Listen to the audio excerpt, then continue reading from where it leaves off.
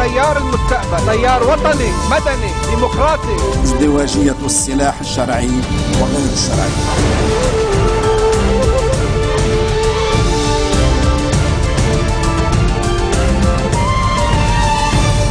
Good afternoon. It is good to be back with you on this Monday, August 12th. I'm Yumna Naufal, and these are today's headlines. The Lebanese army deploys in the Baalbek-Hermel region in a bid to avert an escalation after an ambush kills one man in Arsel. Ankara keeps its cultural and trade centers in Beirut closed over the recent abduction of two Turkish airline pilots as Lebanese authorities take measures to protect Turkish interests in the country. Protesters hold demonstrations against jihadists in the northern Syrian city of Raqqa, demanding the release of hundreds of missing people, including an Italian Jesuit priest. The Lebanese army heavily deploys in the Baalbek-Hermel region in a bid to avert an escalation after an ambush on Sunday killed one man and wounded three, including the mayor of Arsel. Two Syrians from notorious Arsel Mayor Ali Hujayri's 15-member convoy were kidnapped, but one of them was later released after extensive contacts between Hezbollah and the kidnappers. The army and Interior Minister Marwan Sharbil threw their weight behind contacts to contain the incident and spared the Baalbek-Hermel region a major crisis. Members of the prominent Jafar and Amhaz clans, who dubbed themselves as the Brigade of the Four Martyrs, shot at Hujayri's convoy in Lebwe as it was returning from Ras Baalbek, where earlier he had overseen an exchange of hostages. The sources linked the ambush to the killing in June of 4 Lebanese men in Wadi Rafi on the road linking Lebwe to Arsel. Mohammed Saleh, a relative of one of the Aziz abductees, was arrested on Sunday on charges of having links to the kidnappers of the two Turkish pilots. The Internal Security Forces Intelligence Bureau managed to identify all the kidnappers of the two Turks, and it arrested Mohammed Saleh on suspicion that he's involved in the operation. The families of the Azaz abductees have given security agencies a 1-hour deadline to release Mohammed Saleh, threatening to obstruct aviation at the Beirut airport. But Adham Zghaib, another relative of one of the Lebanese abductees, told Voice of Lebanon Radio that the families have no intention to block the road leading to and from the Rafi Hariri International Airport, and that they will rather stage a sit-in outside the headquarters of the ISF. Ankara kept its cultural and trade centers in Beirut closed over the recent abduction of pilots as Lebanese authorities take measures to protect Turkish interests in the country. Speaker Nabih Berri is expected to announce an initiative to form a government based on combined conditions put forward by different political parties, according to sources. The Daily Star reported that Berri is expected to make the announcement at a speech in late of this month to commemorate the disappearance of Amal Movement spiritual leader Imam Musa Sadr, missing since August of 1982 while on a trip to Libya. Berri is also expected to call on all political parties to practice self-restraint during what is perceived to be a pivotal point in the Lebanese political landscape in order to preserve unity in the country in the face of mounting security threats. Separately, ministerial sources told the Daily Star that the status quo on the country's political scene would be maintained because of fears harbored by different political parties of incidents that might further deteriorate the security situation.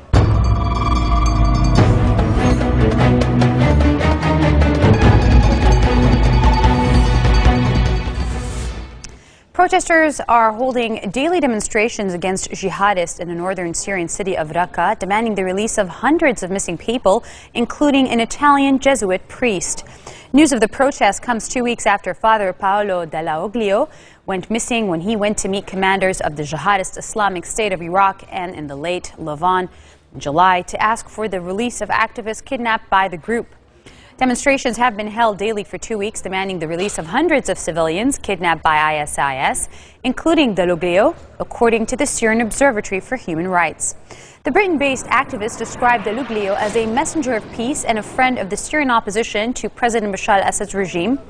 Known for his charisma and good relations with peaceful anti-Assad activists, he has lobbied several Arab and Western officials to support the democratic opposition for fear of the rise of radical Islam. German Foreign Minister Guido Westerwelle meets with Israeli officials on a visit to support nascent peace talks, offering to try to soften a European ban on dealings with Jewish settlements. This meeting comes after we relaunched the negotiations between Israel and the Palestinians, and I know that Germany is deeply supportive of the need of direct bilateral negotiations between Israel and the Palestinians, Israeli Justice Minister and Chief Negotiator Tzipi Livni said ahead of their Jerusalem meeting. Israeli and Palestinian negotiators are set to meet on Wednesday, a day after the Jewish state is scheduled to release the first batch of 26 longtime Palestinian prisoners from a total of 104 it has agreed to free. Westerwelle said he was bringing with him a simple message of encouragement and support of the U.S.-sponsored direct talks. We will play a constructive support role, he said. Coming up next, groups of pro-Morsi protesters demand the reinstatement of Egypt's deposed leader, and they prepare for a security crackdown. Stay with us.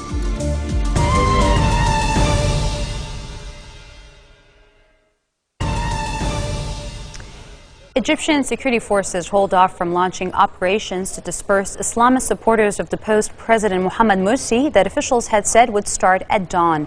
Security sources and a government official has said police would take initial action against Muslim Brotherhood sit-ins in 2 areas of Cairo earlier today to end a 6-week standoff between crowds demanding Morsi's reinstatement and the government installed after the army toppled him on July 3rd.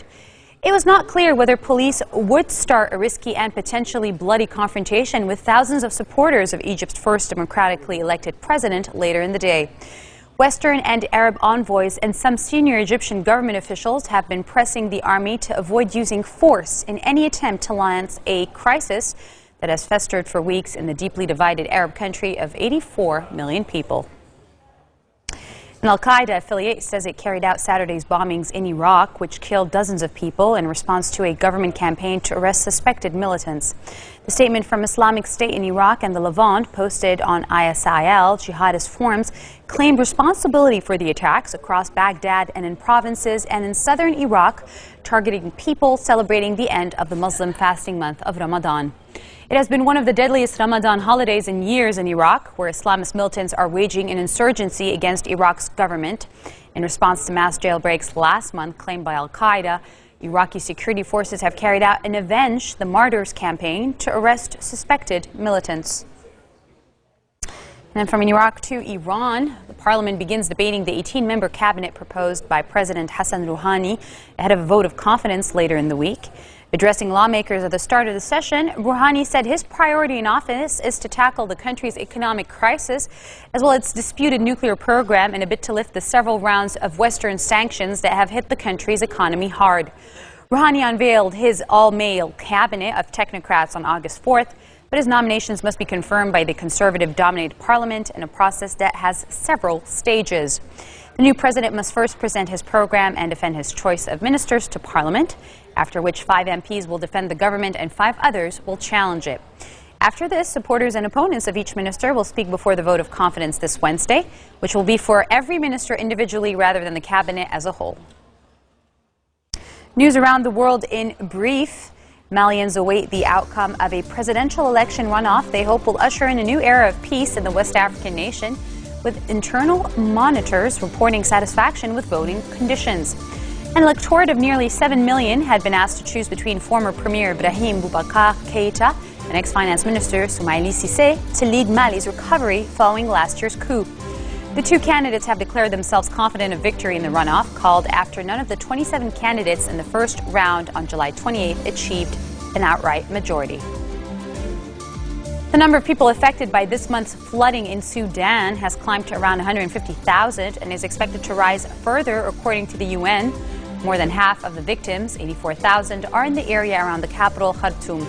Heavy rains and flash floods began on August 1st, initially affecting almost 100,000 people in several states.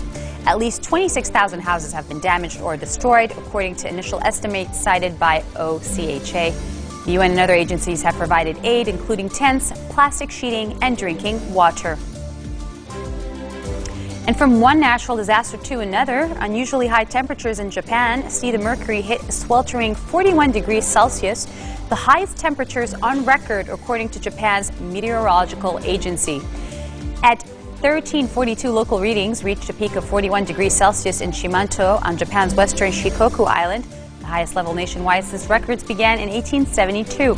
While temperatures were not as high in Tokyo, the city's fire department said 52 people had been taken to hospitals across the capital suffering from heat stroke. Laszlo Satari, a 98-year-old Hungarian who topped the Simon Wiesenthal Center's list of alleged Nazi war criminals, has died in hospital. Satari was alleged to have been actively involved in the deportations of thousands of Jews to death camps in World War II from a town in present-day Slovakia. After being sentenced to death in absentia in 1948, he made it to Canada, where he lived and worked as an art dealer before being stripped of his citizenship in the 1990s. He returned to Hungary, where he lived until prosecutors began investigating his case in late 2011 on the basis of information from the Wiesenthal Center. And the life and times of Apple co-founder Steve Jobs will be immortalized on the big screen next week as the first of two planned biopics about the visionary computer guru lands in theaters. The film, first one, Jobs, well, it charts its early life, including his famous launch of Apple in a garage back in 1976, through to his triumphant return to the company in 1996 after earlier being ousted from the company in a boardroom coup. Ashton Kutcher, who is an avowed geek, who has also invested in a slew of technology startups, spent hours poring over old videos of Jobs in an effort to replicate the Apple chieftain's mannerisms and voice. He also got into character by adopting Jobs' strict diet of eating and drinking only fruit and carrot juice, a regimen that led to excruciating pain and a trip to hospital 2 days before filming was set to start. Here's the trailer. Steve, it takes guts to drop out like you did. Higher education comes at the expense of experience. Boss! What are you working on? It's a computer terminal that hooks up to the TV for the display.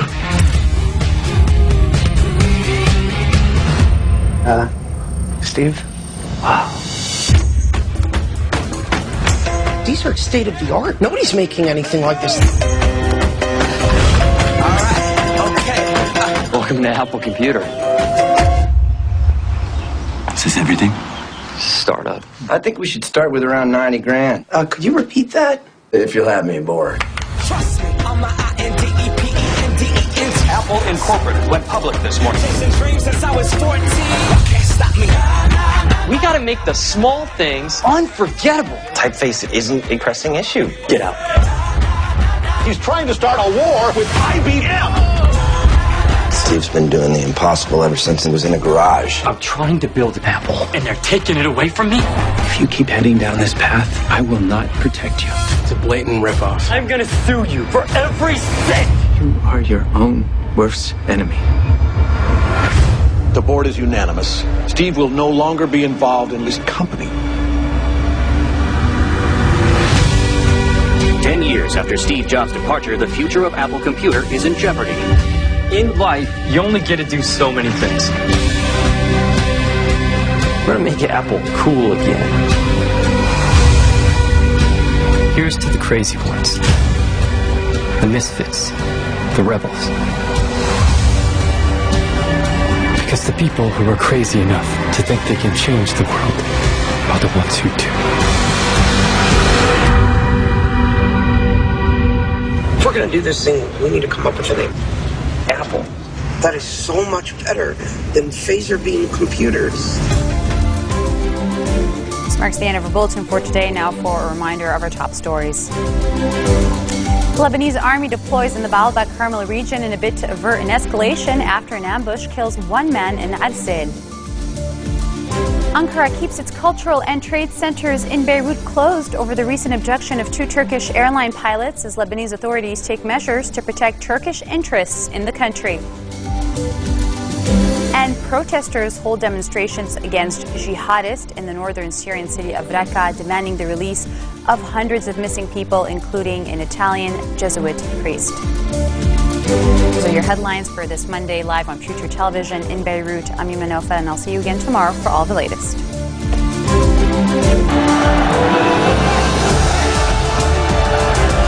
احنا تيار المستقبل، تيار وطني مدني ديمقراطي. ازدواجية السلاح الشرعي وغير الشرعي.